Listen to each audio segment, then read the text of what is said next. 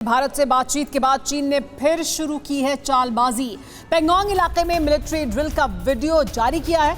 War exercise करती नजर आ रही है चीनी सेना। पेंगोंग के पहाड़ों पर पीएलए की वॉर एक्सरसाइज की वीडियो सामने आया है। चीनी साइड के पेंगोंग में पीएलए की वॉर ड्रिल का वीडियो है जिसे चीन की तरफ से जारी किया गया है। पेंगोंग इलाके में किस तरह से ये वॉर ड्रिल की जा रही है, मिलिट्री ड्रिल की जा रही है, उसका ये वीडियो है। चीन अपनी हरकतों से बाज नहीं आता है। चीन की इस इलाके में वॉर ड्रिल की तस्वीरें जारी करने का, वो भी बातचीत के ठीक बाद।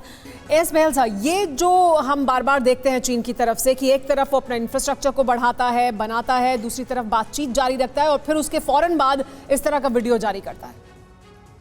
देखिए, तो अभी बात चल रही थी डिफेंसिव कि अगर हम अपने इंफ्रास्ट्रक्चर को डिफेंड करना चाहते हैं तो क्या थ्रेट्स हो सकती हैं। सबसे पहली थ्रेट जो होगी वो है सरफेस टू सरफेस मिसाइल, जिसे आप रॉकेट फोर्सेस की बात कर रहे थे, चाहे वो डोंगफेंग 15, 21 या 31 मिसाइल्स हो, बैलिस्टिक मिसाइल्स हो। दूसरा था उनकी एयर पावर और तीसरा उनके ड्रोन्स।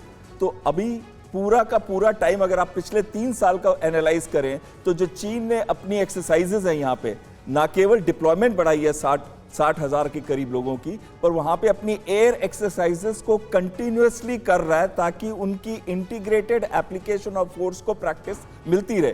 बस एक कॉल कर सकती है आपको कंगाल। खाली हो सकता है बैंक खाता। कैसे? देखिए मेरे साथ, जागते रहो सिर्फ मनी 9 पर। अभी डाउनलोड करें। आपको थोड़े दिन पहले आपने देखा उनका एक J-11 बॉर्डर के बिल्कुल फ्रिक्शन पॉइंट्स के ऊपर से उड़ के गया था और उसी समय पे भारत के MiG-29 और उसके बाद सुखोई 30 और रफाल्स ने भी वहां पे पेट्रोलिंग की थी।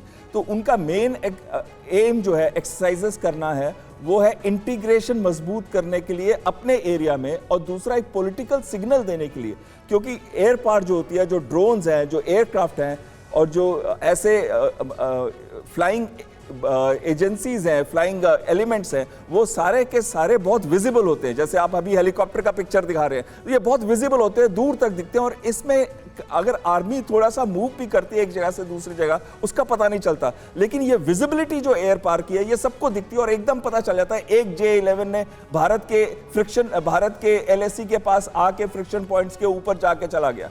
तो कहीं ना कहीं ये एक पॉलिटिकल सिग्नल भी है जो वो देना चाहता है, खासकर टॉक से पहले उसने दिया है। और दूसरा उसका पॉलिटिकल सिग्नल था जब उनके प्रेसिडेंट जिनजियांग गए थे, जो कि मिलिट्री कमांड लद्दाख को देखती है या ओवरसी करती है उस ऑपरेशंस को। तो कहीं ना कहीं ये मैसेज था कि चीन अभी जल्दी में नहीं है कोई भी बॉर्डर को रिजॉल्व करने के लिए, और वो बॉर्डर को लाइव रखेगा। लेकिन जैसे कि हमारे पैनलिस्ट ने पहले आपको बताया, चीन का फोकस इस समय ताइवान पे है, उसके बाद ही वो इधर आएगा, लेकिन वो अपना बॉर्डर को लाइव रखेगा। लेकिन सर, आपने एक पॉइंट मेंशन किया, जनरल सेना ने हमें अभी ज्वाइन किया है। सर, चाइना का फोकस क्या है ये तो लास्ट मोमेंट तक कोई नहीं बता सकता, कंसीडरिंग द फैक्ट कि शी जिनपिंग बहुत अनप्रेडिक्टेबल है।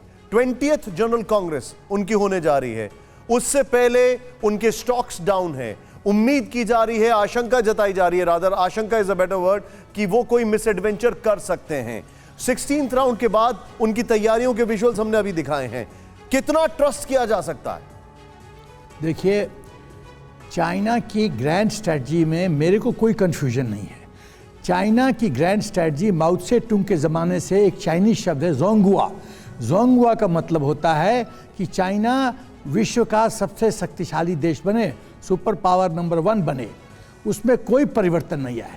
चाइना की दूसरी स्ट्रैटेजी है कि 2 कदम आगे 1 कदम पीछे। आप 2 कदम आगे लेता है, दूसरे देश की शक्ति का परीक्षण करता है, यदि कुछ हंगामा नहीं हुआ तो फिर 2 कदम आगे। आपने हंगामा किया तो 1 कदम पीछे लेगा नेगोशिएटिंग टेबल पे। आई रीफाइन माय क्वेश्चन। क्या ये जो हमारा इंफ्रास्ट्रक्चर डेवलपमेंट अभी आप देख रहे हैं, या पिछले 2 घंटे से जो कुमार कुंदन बता रहे हैं, 2.5 घंटे से हम लोग जो इंफॉर्मेशन दिखा रहे हैं, क्या आपको ऐसा लग रहा है कि ये अपने आप में उनके लिए एक डिटरेंट साबित हो सकता है? एकदम हो सकता है।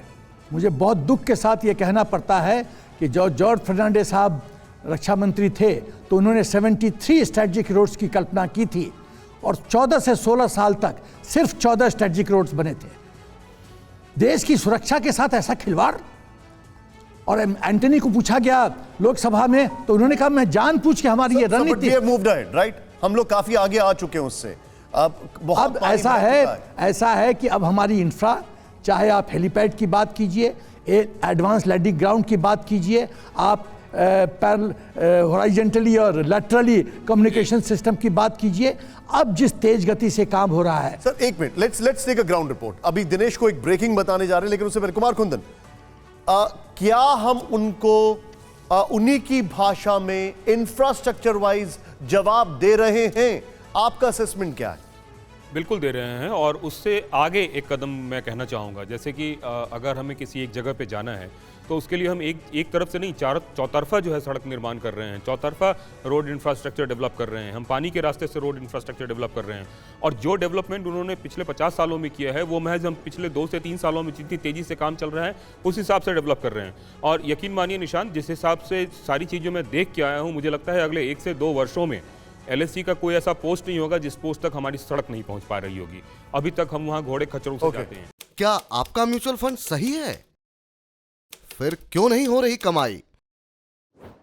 जानिए मेरे साथ म्यूचुअल फंड सेंट्रल में, सिर्फ मनी 9 पर। अभी डाउनलोड करें